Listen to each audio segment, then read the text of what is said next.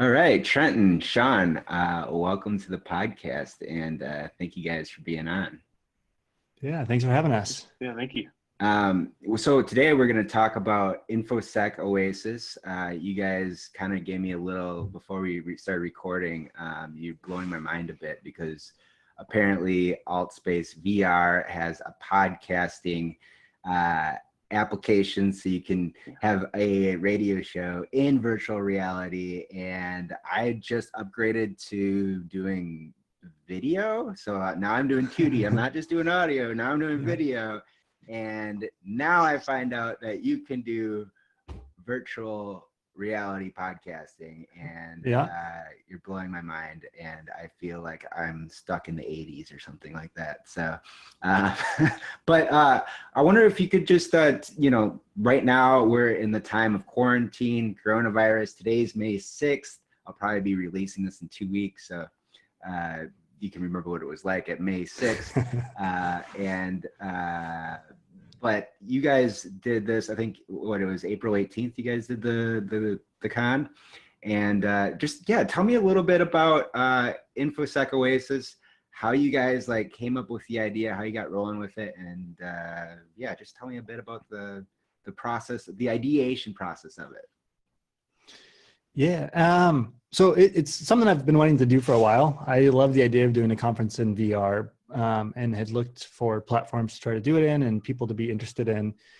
And I think a lot of people were interested in the idea, but the execution of it was just like the technology was too new and not enough people had the time or the interest in spending a bunch of time in VR. And once COVID happened and everybody was trying to self-isolate, I think all of a sudden people wanted to have that more physical connection with other people, that more social interaction.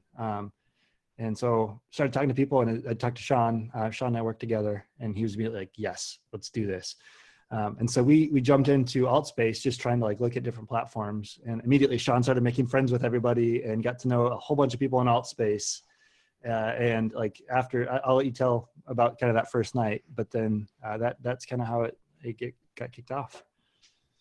Yeah, and I can tell you I'll go back to my beginning of how it happened for me, but a couple of years ago, I talked about doing not AltSpace, because AltSpace I don't know if it was around back then, but I didn't know about it for sure. But I had thought about doing a VR conference of some sort, or meetups or something like that, just because I think that it's really important to do knowledge sharing, and I don't think we do enough of it. And I wanted to make it so that way we could have anybody anywhere kind of come together, and we could have a group kind of meetup or conference and share that knowledge.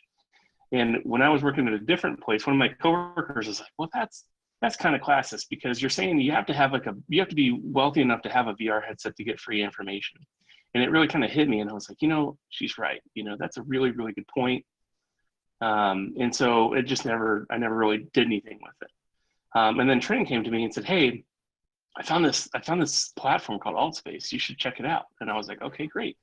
And he was like, what do you think about doing a conference in here? And I was like, well, I don't know. And I just remember, here's that coworker on my shoulder, saying, hey, don't do it. It's how do you make that bar lower, basically?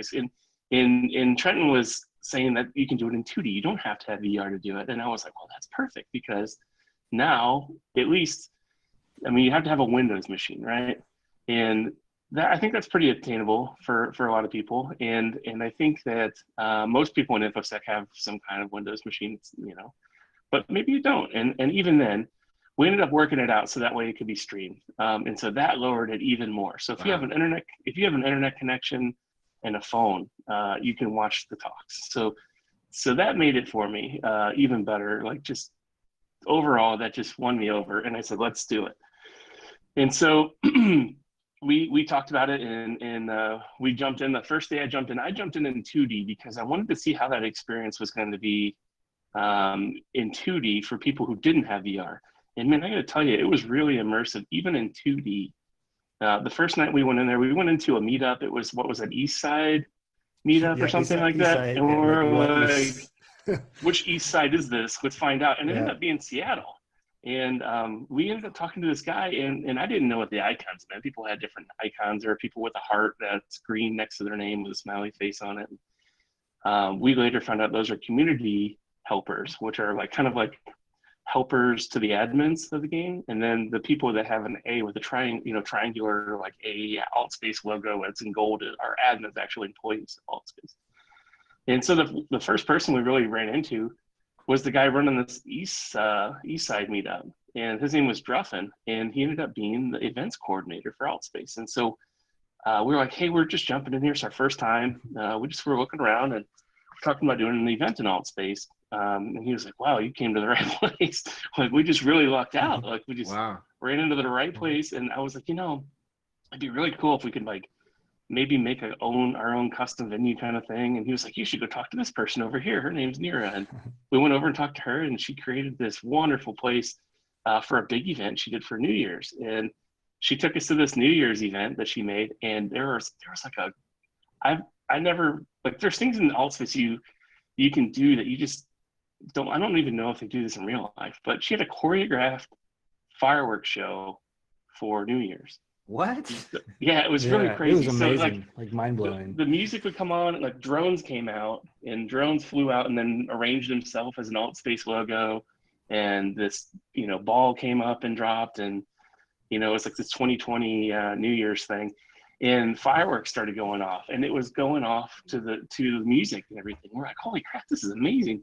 And even in 2D, I was just like, wow, this is cool.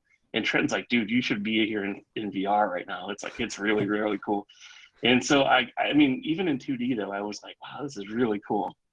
And I later got to see it in 3D, and it's awesome in 3D as well. But so you guys just like, you signed up for AltSpaces and you just like went in and like, is there just like a bunch of, is it like chat rooms or something like that where you just kind of go into it, or like, and you happen to go to the East Side meetup and like meet the event coordinator and like really hooked you up with the people that you needed to meet to make this thing happen?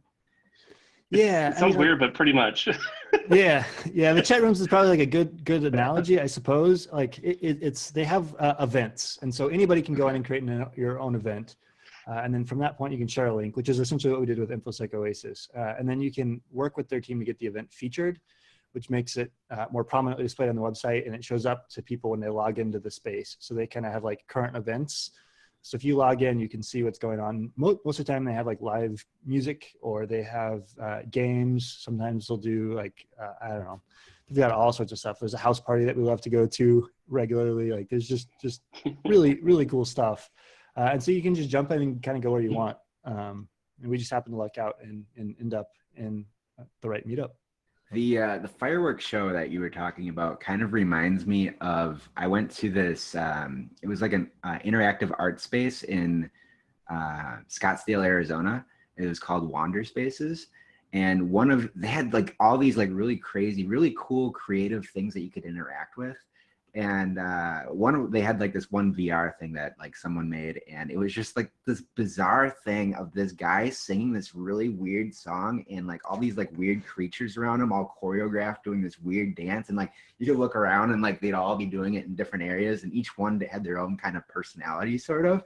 And it was just like, so I see the potential. Like I'm listening to this and I'm like, okay, there's a lot of really cool stuff that you can do in this VR stuff. The really cool thing about it is that, so it's all backed on Unity, and they actually allow people to contribute both Unity assets and spaces. They have limitations on it. They restrict some scripting and some other things for security reasons, but users can actually submit their own worlds. Which is really cool, because it's not just the AltSpace team making these places. Like one of the fun pastimes is to world hop, where you jump in and you get a group of people together and you just go explore places and spaces that people have made.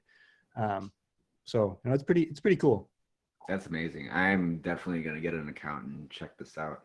Now, Sean, it looks like you have you're in AltSpace world right now. You have a background that looks like you're at the con right now. I see the InfoSec Oasis stuff.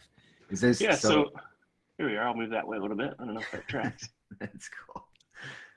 So what are we looking at here? Is this what it looks like when you? Right about my fingers, you can kind of see.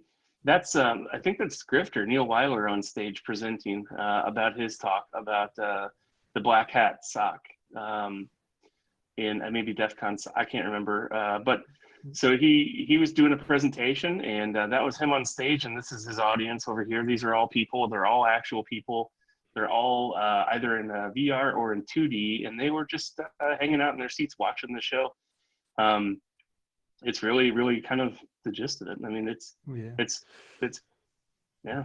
So does everyone have an avatar? It looks like there's a couple of robots in the audience, and like, do you pick out like what you look like and stuff like that in AltSpace VR world?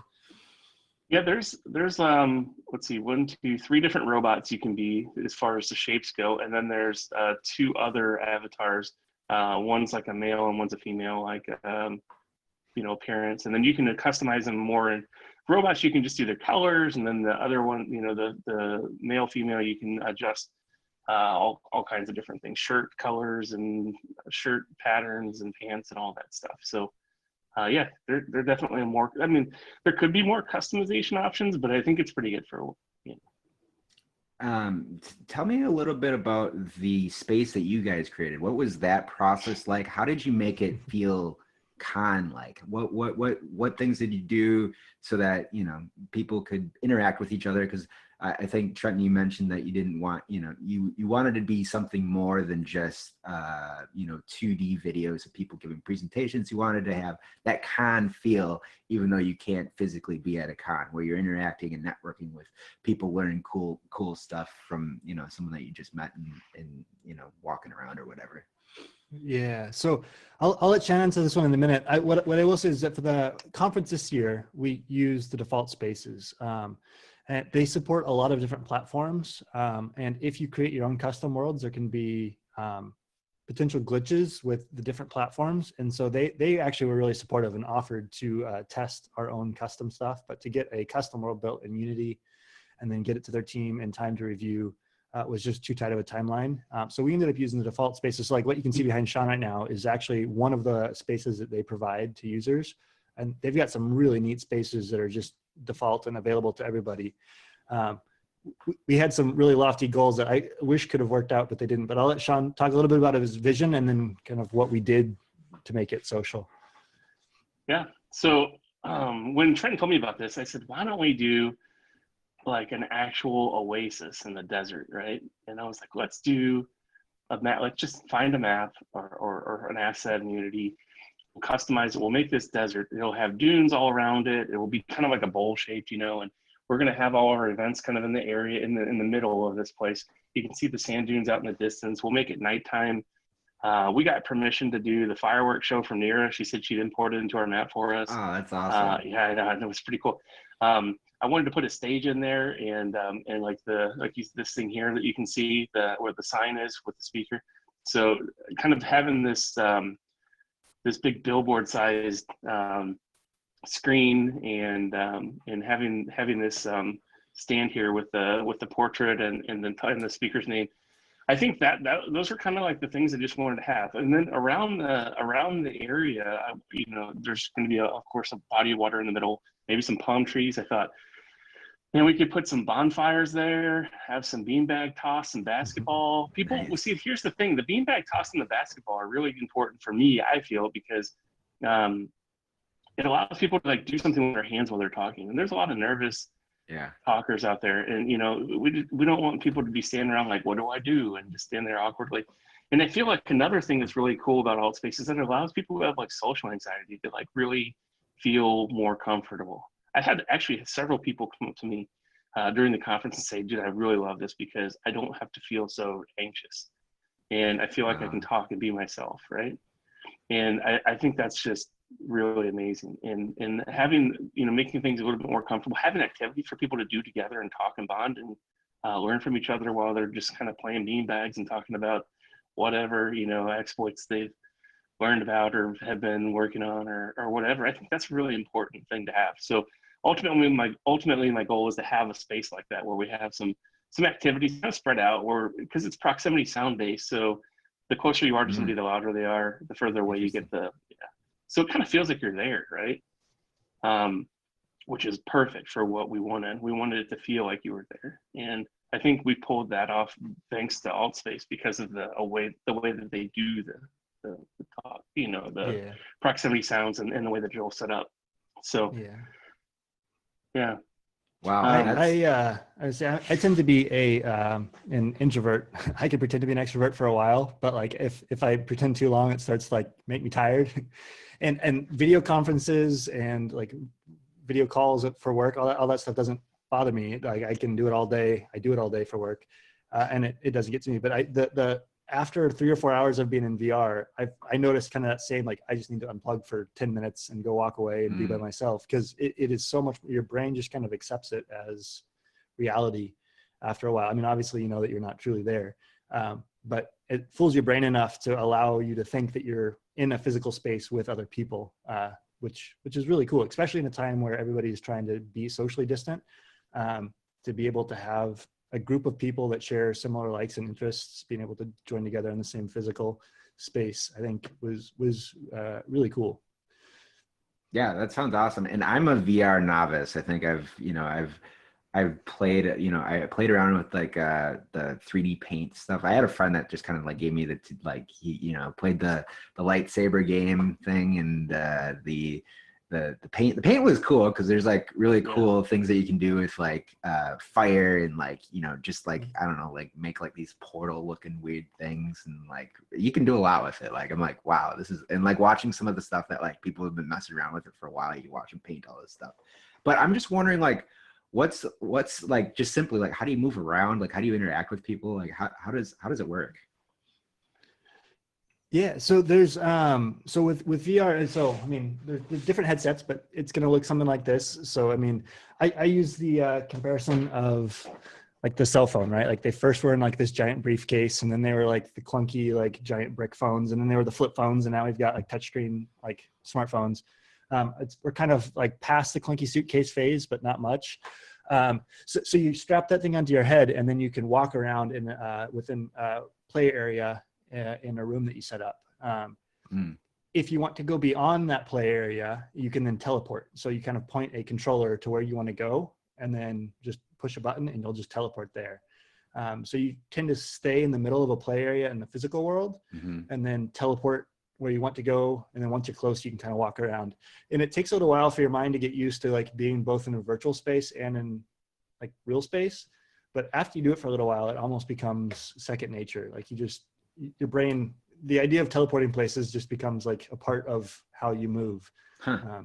Interesting. I'm really bad at it. I was at some, like, it was like some conference or something, and they had like VR headsets you could put on, and I put on this one, and it was like, you guys are probably aware, it's called something, I don't know, but you push like a button on an elevator and it takes you up to the top floor, and you like walk The this plank experience. the plank Yes, thing. Richie's plank experience. Yes. And then they told me to walk out Friends are all this familiar with plank that.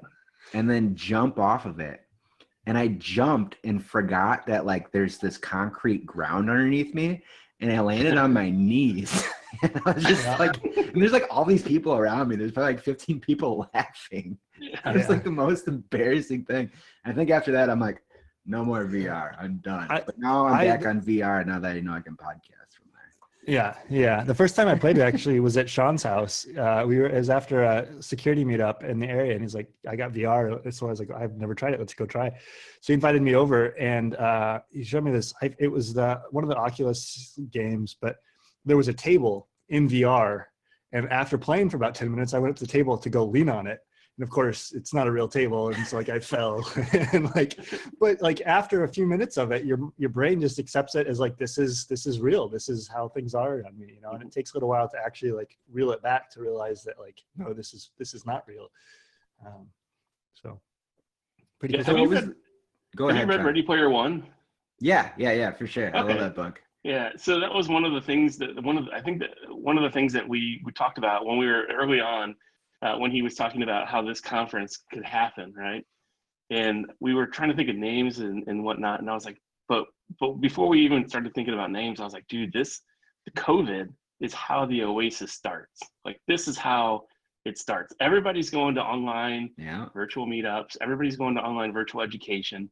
Like this could very well be, if this continues for any longer than short amount of time, like this could really be how it all began. If this were to happen for any long period of time. And And so, I still think that this could very well be the case, because it seems like it's going to be a bit longer than people expect. I think things are going to be they aren't going to go back to normal right away. Right. And I feel like this is actually kind of not a bad thing in a way, because I mean, we had so many people who were just blown away with the whole thing, and who just loved it and think this is maybe the thing of the future. But yeah, that was like the whole name of it, InfoSec Oasis, was a nod at Ready Player One's Oasis. I love that. Yeah, that's Yeah. great. I don't know why I didn't pick up on that. I was about to ask a Ready Player One question or allude to it. Oh, sorry. And no, I love that. And actually, I remember last year at CypherCon there was a game that like referenced Ready Player One. You had to like go backwards on the thing. I remember doing that, and I was like, oh wait, I know this. Yeah.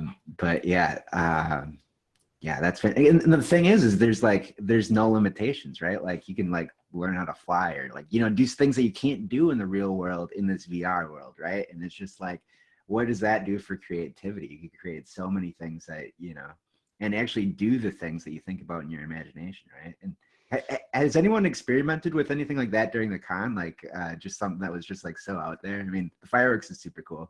I'm wondering like, what were your favorite things, you know, during the con? So the space, like we wanted to make sure that it was, people weren't like, one of the things that happens if you play alt space for a while is you'll inevitably have a group of people and somebody, you know, a kid will come running and start yelling and screaming and just kind of being distracting. So we locked down what the players could do in the spaces that we had created. During the talks, people couldn't talk unless they raised their hand while the speaker was presenting, and then in between talks they could talk. And then you can actually fly in the game, but we disabled that so that people weren't like, you know, flying around and zooming past each other. And so like we put some limitations in the space to try to keep it more like a real conference instead of like, you know, just crazy with people flying around. So I think our space was a little bit limited in terms of the crazy stuff you can do, but if you actually go into alt space, there are some amazing worlds. People have done some really cool stuff. They have an SDK where you can create your own code. It's using TypeScript. To interact with the platform. And so people have like one person wrote something to like basically redo the entire Stargate, like the several worlds you can jump in and out of with Stargates. It's just really cool stuff. I don't know, Sean, you've seen, I don't know, what are some of your favorite worlds? Oh man, there's so many. I think I like to go to the popular worlds and then just bookmark them for later, like when I feel like world hopping. And so I'll see where there's a bunch of people, like anytime I'm on, I'll just look at the favorites. There's like a worlds menu. If you go to the settings and you go to, you know, like worlds beta, you can turn the beta on, and it allows you to go all these custom third party or, for, you know, player made worlds, right? And so I like to spend a lot of time hopping to those places, but sometimes I don't have a ton of time to go to all of them. And as soon as everybody leaves, it'll fall off of the popular menu. So what I'll do is I'll go into the world and I'll go to the info section and I'll favorite them and go back and check on them later. But I've seen some really cool stuff. There's some really cool like Japanese place that had amazing like architecture and hills and then Mount Fuji out in the distance, and just really, really cool stuff people have made. There's been some just some really crazy stuff. There's a jump park I think is hilarious. It's just like 4 trampolines in a park environment, and it's like if you walk, you can walk off the walk off the map and just fall, like, you know, and then you'll just respawn. So it's kind of weird. Like it's not like made so that you can. I mean, the only thing people cared about was that there were trampolines in a park. So it's not like they spent a lot of time making it so that people wouldn't escape to the trampoline park. You know, and as soon as you jump on a trampoline, you'll hear like "Jump" by Van Halen, or like you go to another one, it'll be like "Crisscross Jump," or you go to like another, like, so when you're jumping on one trampoline, you're like hopping up and down and it's playing music. You go to another trampoline, it's playing a different song. You can go to like this little like menu board there, and you can hit like a rainbow button and it makes like a rainbow streamer behind you when you're jumping, and or like mix your hands into like some kind of rainbow. It's crazy. It's kind of like that paint game you're talking about, Google Tilt Brush. Where like as you jump around, you'll have these little trails coming off of your body or hands. It's so cool. Wow. It's really funny. That's a lot of fun. I like to take my people, like my friends who are not motion sick, often to this place called the Vominator, and it's my favorite. It's so funny. It's like imagine like a gerbil ball, and you ever seen those You ever seen those? I don't know what they're called. It's like a ball, and then it's got a bunch of loops around it, and you can spin it in any direction, like a gyroscope like thing. It's Yeah, like yeah, yeah, that, yeah. except for you're in the gerbil ball, and it is spinning all different directions Cool. outside, and like it's just to make it's crazy. It's called the Vominator. It's nuts. We have a friend who made a development kit that or a kit that is in that space that she can make people throw up whenever. So we like to bring her with us, and then she'll just like randomly make people throw up. It's pretty amazing. I got a really funny screenshot of Jason Street throwing up on the Vominator. That's so funny. It's good. It's a good one. If you ever get into the game anytime soon, let me know. I'll take you to like my home space. I'll show you some funny pictures I have posted in my home space of things like that. Or take you to the Vominator itself, and you can see it for yourself. Yeah. Somebody definitely. made like a really, really awful, I say awful, it's pretty cool, but it's just bad for motion sickness. It's like a pirate ship. Have you seen that one, Trenton? Yeah. Yeah, it's imagine like being 2,000 feet in the air, and then those pirate ship carnival rides where it goes back and forth. Yeah. It's like one of those, but you're way up in the air, and like it's swinging, and the whole world's a tilting. Wow. It's pretty bad. I think that one, it's a contender for the Vominator for sure. Yeah. There's lots of cool places, but besides that, there's like Trenton, you want to talk about the adventure world that we found? Oh man, there's been so many of them. I'm trying to think of which one that one is. That's the one with like the hidden rabbit hole that we found. Oh yeah, so we got like a whole bunch cool. of games that are built in. Like it's almost like like the closest InfoSec analogy probably would be like a capture the flag, but it's like puzzles within the game that you have to solve to get to the next part of the space. And so you get to move throughout the world and solve pieces of the puzzle one bit at a time. So yeah, people are very creative. I guess back to the question, like you can do all sorts of stuff, and people have found ways to really push what the platform can do to make it fun. Wow, that's super awesome. I'm really excited to check this out, and I think I'm gonna have to get one of those headsets now. It wasn't even on my radar until like right now. I'm like, oh my god, this is awesome. Did you put googly eyes on your headset, by the way? I did. So you mentioned the plank experience. I love getting like in real life pictures of people with googly eyes, like freaking out, saying, "I'm not going to do it. I'm not going to do it." Lots of. The worst was we had a good friend that came over, and so if you've played that game, you step into an elevator and you push a button, and it takes you up to a really tall top of the tall building, and you walk out on this wooden plank, and you hear these creaky sounds, and like you gotta walk to the end, and if you fall off, you've fallen to the concrete, or it looks like you do. But somebody got to the end of the plank and got scared, turned around, and then tried to jump back into the elevator, but the elevator was past the play space, so they slammed into the back of the wall.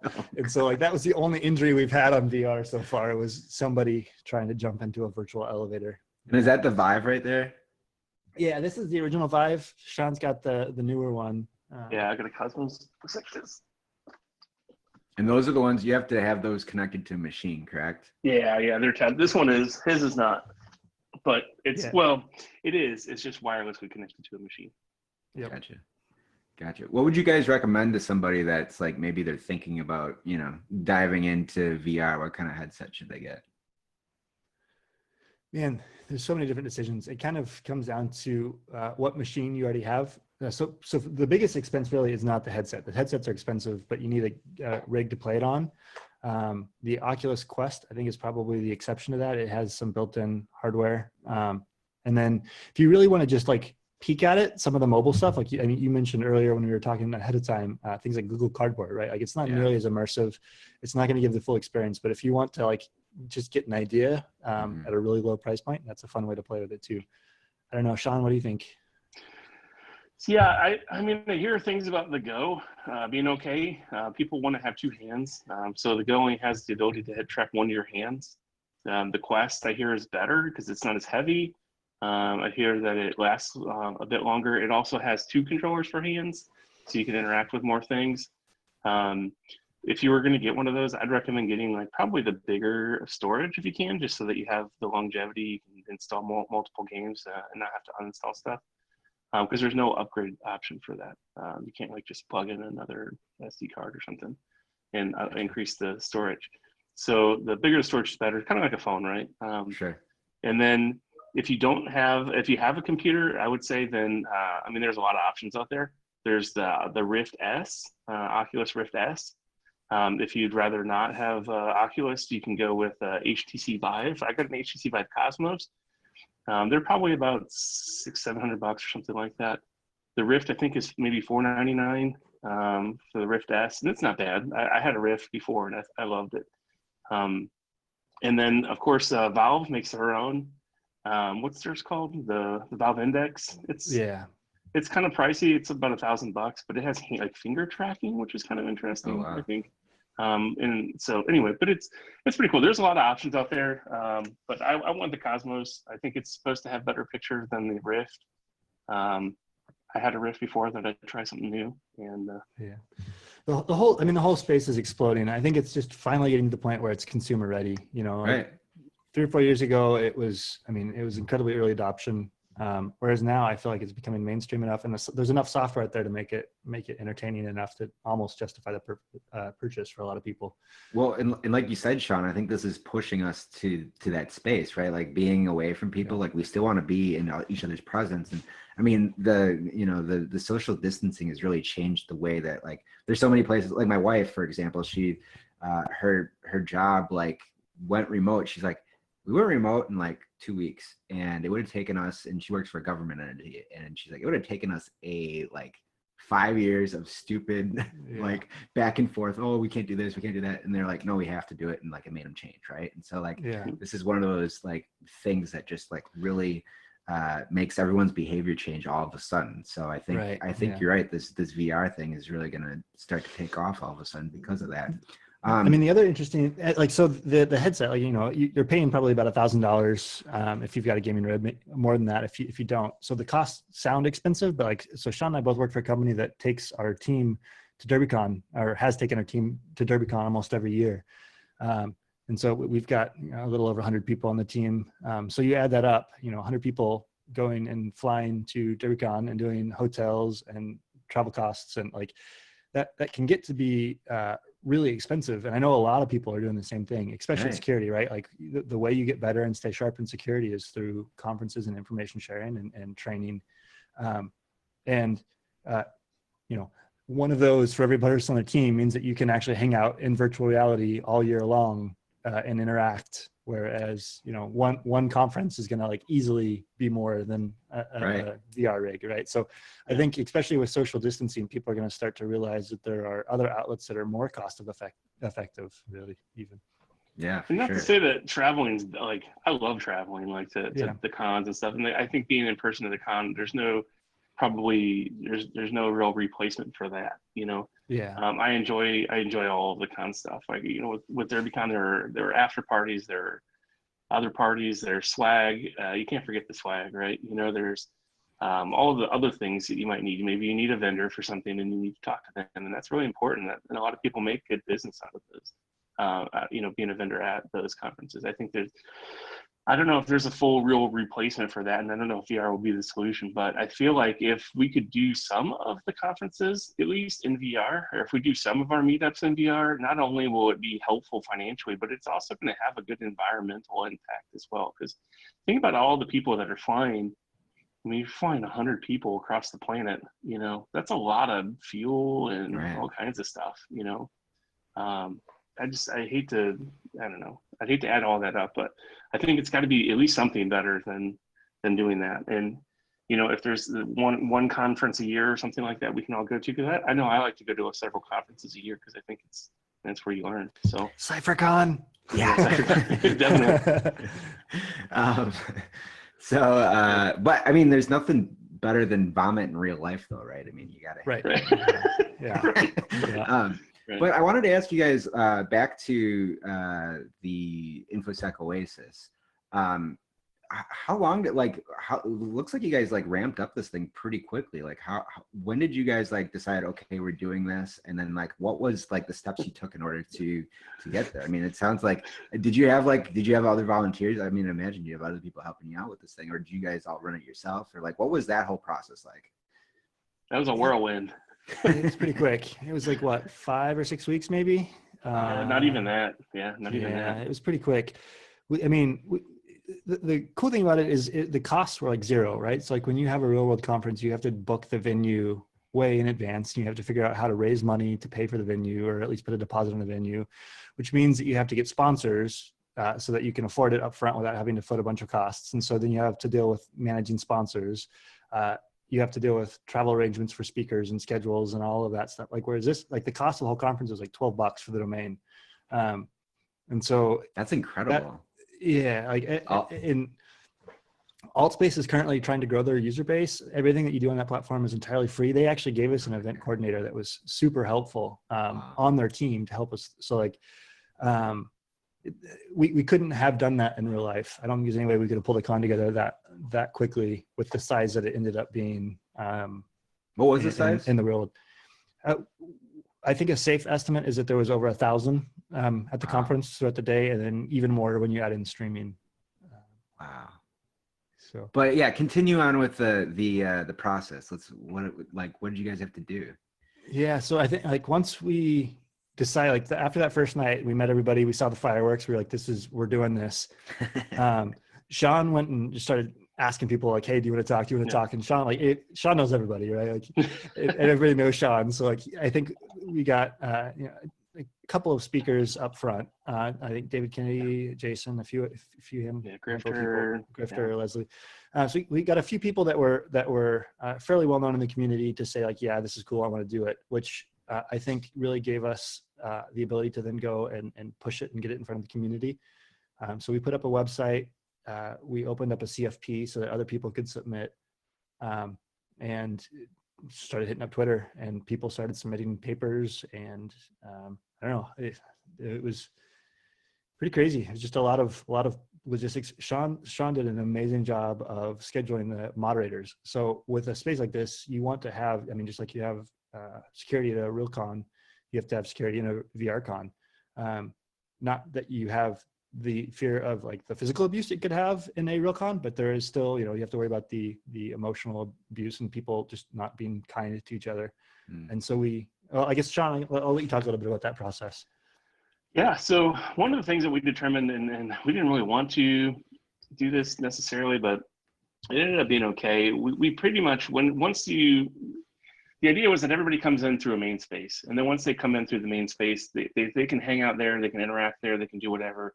If they want to go to the conference talks, they can go to the conference talks. If they want to hang out there and just play beanbags or shoot hoops and talk, they can do that there as well. So we had to have moderators just watching that space, making sure that there wasn't somebody causing problems or doing things that would just otherwise ruin the experience for other people that were there. So we had to have moderators for that space, and we knew that was going to be a thing. But the other thing is that the way Altspace works is once you go into a room and you can have maybe 60, 80 people in a room, let's say. Once you get 60 people in that room, Altspace has this thing called front row that spins up another instance of that room with another 60, 80 people in there. And then once that one gets full, a moderator has to go and open another room and open another room and open another room. So it's scalable, but you can only see the 80 people or so that are in your room at any given time. So we needed to have a moderator for each instance of the rooms that we had open. And that was not just like, it's not going to affect the talks. The speaker, if he's in room 1 and we have somebody in room 2 running up on the stage, the speaker is not going to see the person in room 2. They're not going to see the person in any other room than the room that they're in, generally speaking. But we can make it so that the speaker is visible and audible to everybody in all rooms, right? It's this thing called on air is what they gave us, this ability that we can make somebody visible and audible to everybody in all spaces at one time. So we would make that presenter on air, and then they would do their presentation. And then when they were done, we would take them off air, or we would leave them on air and we do questions. Now for questions, people could raise their hand and they could be in any space, any of the instances. And when they would raise their hand, a moderator would go ahead and go ahead and click on them and give them a voice ability, unmute them, and then make them visible to everybody in all spaces, so they can get their questions, out and have an answer for their question. And then we would go ahead and take that ability back, and they would kind of just disappear into their room again. And so that made things helpful. But the problem is that we had to have like a moderator for every single instance that we did. So we didn't know how many people we're going to need. And we, just going off the RSVPs, we had quite a bit of RSP, in the hundreds, 700 and something RSVPs, I think it was. And we knew that there would be people who didn't RSVP that would just come. So, and that's what happened. So we weren't quite sure how many of those people we're going to have. So I went out and I found community helpers, friends, people who were involved that wanted to be involved, people who had an interest, people who, we just reached out to them and said, hey, can you come? We had several events before the main event, and we had them come in and we showed them how to moderate, how to mute somebody, how to kick somebody, how to ban somebody, how to, put that person on air, how to open up the rooms, all that kind of stuff we went over. I think we had like 37 people who offered to help. Yeah. One of the big challenges was like, this was new to us, right? Like our first time really spending any amount of time in Altspace was like the trial run of like, is this something we can even do? And so we had 5 weeks to not only like learn the space ourselves, figure out how to set it up, but then also teach everybody else that was going to be moderating for us and speaking for us how to do it. So we had 3 or 4 trial runs, and we were still learning stuff each trial run. Like we were figuring out how the platform worked and, little intricacies of how the front row system worked. And so, we said from the beginning, this is all just a big experiment. Like we want it to work, but at the end of the day, this is an experiment. Let's make it fun. Let's do the best we can to share information. Let's make sure it has good community. And I think Sean mentioned that we had several community helpers. The cool thing about that was that those are people from Altspace. They were not involved with InfoSec at all. They hadn't been part of the community, and they're just like, this is cool. This is one of the biggest events that have happened in Altspace. Like I want to be part of it. Wow. And so it was really cool to see people that had no idea about information security sitting and listening to talks about deep fakes or the knock or like how to break into a bank, right? Like all these cool things that like people completely outside of our community were able to come in and hear. So it was pretty neat. Wow, that's awesome. And what's the feedback been from people? Like what have you heard? So far, I think it's been pretty much all positive. I don't think we've really gotten any noteworthy negative feedback. Like I think people were really impressed with Altspace. I think people were really happy with this. We had some really awesome speakers. Like everybody did a great job. It was really good content. I mean, almost everybody on the list I think has keynoted at some major con in the past. So we were just really thrilled with the people that submitted and the talks that we were able to have. So there's a lot of really good feedback around that as well. I think it's just good content, good socializing, neat space. As far as we know, this is the first information security conference in VR, at least this size for sure. So that was kind of cool that it was, this is something that's been talked about in, hacker culture for a long time, right? It's been in science fiction or hacker fiction. So to be part of, the first conference, I think was fun for a lot of people. It was definitely fun for me. That's great. So what did you guys learn and what are your plans for the future? Oh man. Well, so I think a lot of what we learned, well, first I thought this was going to be easy. I was like, this will, it's VR. Let's just get some friends together. And then when it started ramping up and we went to like, 100 and then 200 and then 500 and then 700, like it went from like, this is going to be like a fun event where we just try something to like, this is a real conference with a whole bunch of people and a lot of big speakers. Yeah. So, I think I tended to underestimate the amount of work that something like this takes. I think, next year I'll have probably a better idea of how to allocate time a little bit better and spread things out a little more. I don't know. We've got some big plans. Sean, do you want to talk about where we're going next? Sure. Yeah, I want to answer the first part of that real quick, because I think next year, I think one of the things I'd like to do is, obviously we spun this up pretty quickly. And I mean, we only had the website up for maybe 3 weeks before the conference even, before it started. So there wasn't a whole lot of time for people to RSVP for it. We had people word of mouth and Twitter, and I think I posted a couple places on Reddit just to kind of get it out there, just to see if anybody was interested. And then suddenly, like towards the end there, it started every day, it would double, 2 days previous. It was like coronavirus. It was like watching the curve, the exponential curve.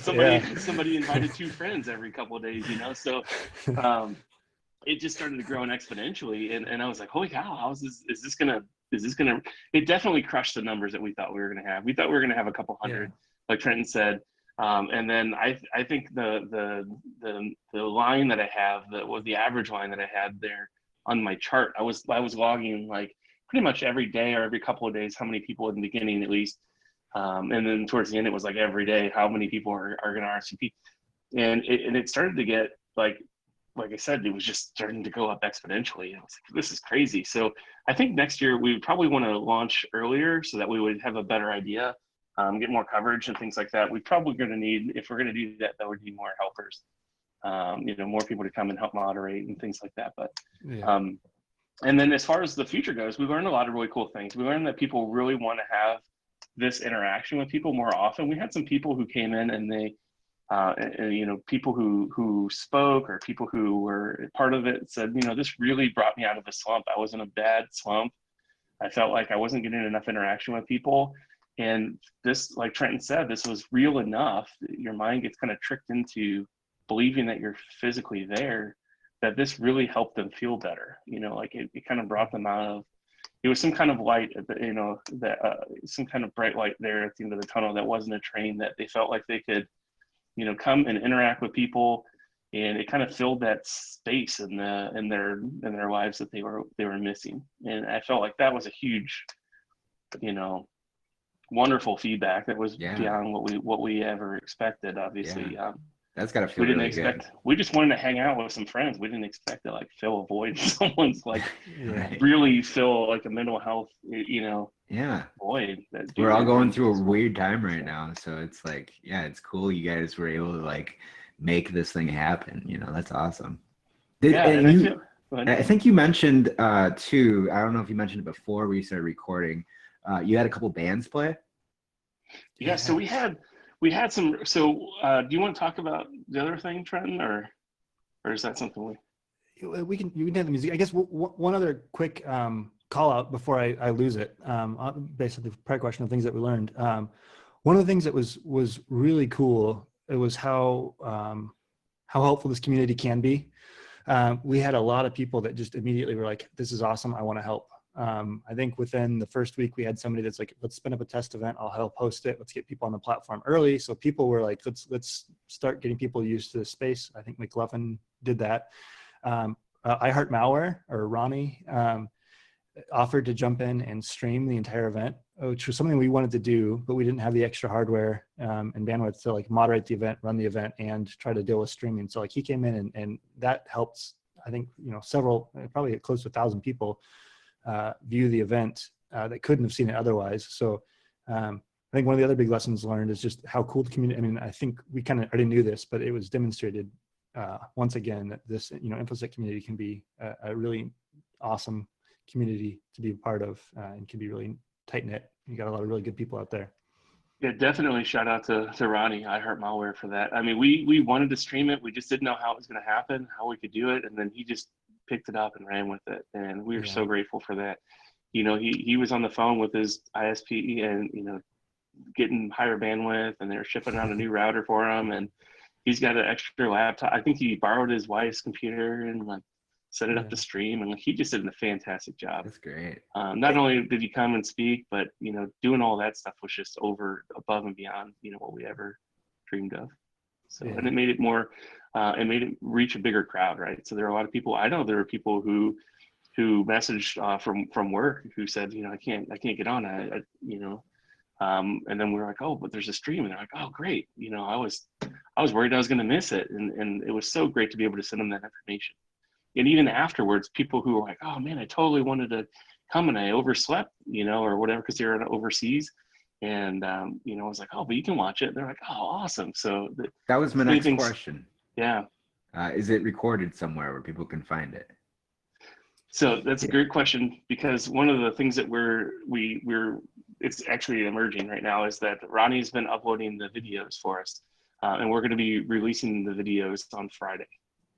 Awesome. On YouTube, but it was on Mixer. I don't know if it's still on Mixer. I'm not sure if that's if it's there or not, or if it disappears.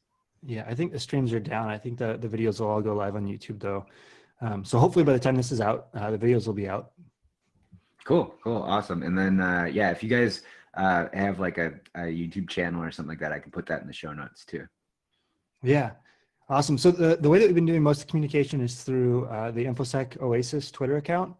And then we've got a Discord link on the website, which is infosecoasis.com. Perfect. And I'll put all that stuff in the show notes and the website. Definitely feel free to, if you're watching this, feel free to jump in the Discord. You can talk to Trent and I or any of the speakers if you have questions about their talks or something like that. You can always reach out there. We like to keep it pretty chill and make sure that everybody's being respectful. But we haven't had. I mean, the community's so cool.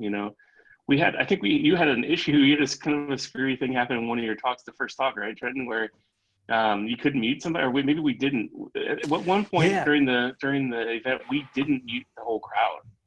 I mean, people were so courteous and quiet. Like, I didn't know it for 5 minutes. Like normally, we went to a ton of events to just kind of get an idea of how they work and what the workflow is and how they're supposed to be run and what works and what doesn't work. And always there was people just yelling over top of each other, asking questions out of turn, being noisy. And so the only events that we saw that ever worked out were the ones where the moderators just muted everybody. So to be in a room where we forgot to mute everybody for 10 minutes and not have anybody take advantage of it was just that's pretty cool. Like, I know there's always, InfoSec drama or whatever, but from our experience with the conference, everybody was super respectful and it was, great to have. Or someone yelling at their cat, all of a sudden, get out of my way, or whatever. Yeah. That'll happen. I mean, that happens. Yeah, it's fun, especially at the more casual social hangouts when people are just hanging around. You forget that people are not in VR until all of a sudden you hear the best is when somebody my wife has come up and poked me a couple of times, and that's the creepiest thing because you're in a world and you can't see them, and then all of a sudden somebody's touching you. It's just when virtual and real life mix, it's always a surprise. Sure. And then when you're in an experience with a band, are you in a crowd with people and you can go up to people and talk to them, while the band's playing, you're at a concert kind of a thing? Is that sort of how it works? Yeah. So we got Sean found this really cool venue and became friends with owner of the space of the world, and they Trash Panda said that we could actually use it for the concert. So it was, if you've been to DEF CON or Black Hat, it was one of the cool high-rise bars, I don't know, it's nightclub style venue. It's really, really cool space. And so we had a live acoustic set to open it up. A guy that plays regularly in Altspace called VR Luke. If you want to go listen to him, he's regularly at the campfire, but really nice guy, offered to come and play. And then we had a live DJ afterwards as well that did a bunch of 80s style InfoSec the Oasis style Ready Player One music. Did a really good job on it. So there you go. There's there's part of the club. So yeah, you can see you can have people up right next to the stage and listen, and then it's a really big space, and so as you get further away from the stage, the audio gets quieter and you can actually have circles of people talking. So yeah, pretty neat. That's awesome. Yeah, it was really cool. VR Luke did a great job. Trash Panda did a great job. I think people really enjoyed it. We had a lot of people come to the after party, that's something that I think I would change next year too, is announce that too, because we didn't announce it until the day of that we were doing it, and so we didn't have as many people come as I think we'd hoped, but it was still really awesome. I think more people would have loved to come if we would have made it a little bit more publicized or whatever. Wow. Yeah. So how did it work with a live acoustic? Is his avatar have a guitar or and he's just at a microphone on his computer doing it or so? I don't really. How'd that work? Yeah, so I think the way that they did it was that they would actually pipe they had an audio mixing panel, and it would take their voice mic and then their acoustic set or whatever they're using for music, and plug that into the headset. Wow. And they could adjust the volume on the player. Some of them, I think sometimes you'll see people that actually use a second bot for the audio, but both of these players I think did it straight through their main primary player's audio. Wow, I'm gonna have to get on this VR thing. This is amazing. This is so cool. Do it. Check it out. Next podcast, you guys, I'm gonna have you back in VR world, and we're gonna do it. Maybe I'll poke Mike and be like, hey, we gotta do some kind of CypherCon VR thing or something. That sounds awesome. Yeah, let's do it. I know he's poked me a couple times about maybe trying to like doing something for CypherCon. So hopefully we can make that happen. I think it'd be a ton of fun to do like a CypherCon VR, even if it's just, you know, in between conference time. So. Yeah, that'd be super awesome. It sounds like you guys had a lot of success with it, and yeah, I'm like, I got to get it in VR world now. So this is awesome. Yeah. I didn't really know what to expect talking to you guys, but you guys have blown my mind. So thank you for that. Yeah. Well, thanks for having us. This has been fun. Yeah, for sure. Any final thoughts? Like, where can people find you?